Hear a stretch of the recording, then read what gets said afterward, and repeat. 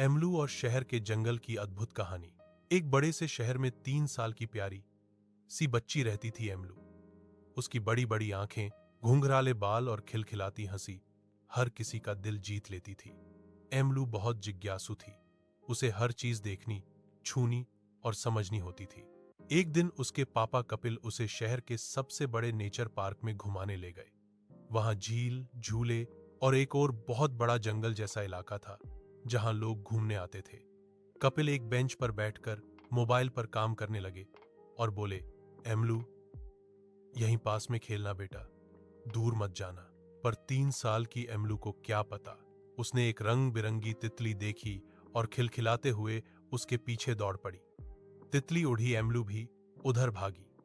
थोड़ी देर बाद उसने पीछे देखा तो पापा कहीं नहीं थे। अब उसके आस पास ऊंचे ऊंचे पेड़ थे, पत्तों की सरसराहट थी और हल्की सी ठंडी हवा बह रही थी। एमलू डर गई। तभी अचानक उसे सामने से हाथियों का एक झुंड दिखा। उनकी बड़ी सूंड और भारी कदमों की आवाज से एमलू का दिल धक धक करने लगा। उसने सोचा कि वो कहीं उसे कुचल न दे।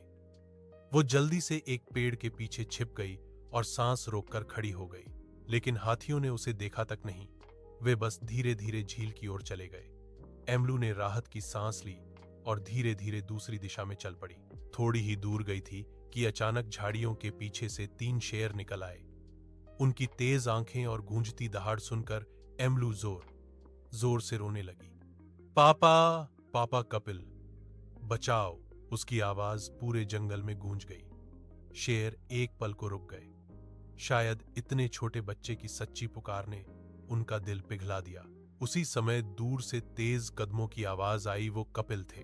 जब उन्हें एमलू की आवाज सुनाई दी तो वो दौड़ते हुए पार्क के अंदर घुस गए। उनके पीछे 2 सिक्योरिटी गार्ड और एक फॉरेस्ट रेंजर भी थे। कपिल ने जैसे ही एमलू को देखा, उन्होंने जोर से पुकारा, एमलू, मैं आ गया हूं बेटा, मत डरना। कपिल की तेज आवाज सुनकर शेर धीरे धीरे पीछे हटने लगे। उसी वक्त वही हाथियों का झुंड दोबारा उधर आया और उन्होंने सूंड उठाकर जोर की आवाज निकाली। उनकी गरज सुनकर शेर झट से जंगल की गहराई में भाग गए। कपिल दौड़कर पहुंचे, एमलू को उठाया और अपनी बाहों में भर लिया। एमलू अब भी सिसक रही थी, पर जैसे ही उसने पापा को देखा, उसके आंसू थम गए। उसने धीमे से कहा, पापा, हाथी मेरे दोस्त हैं, उन्होंने मुझे बचाया।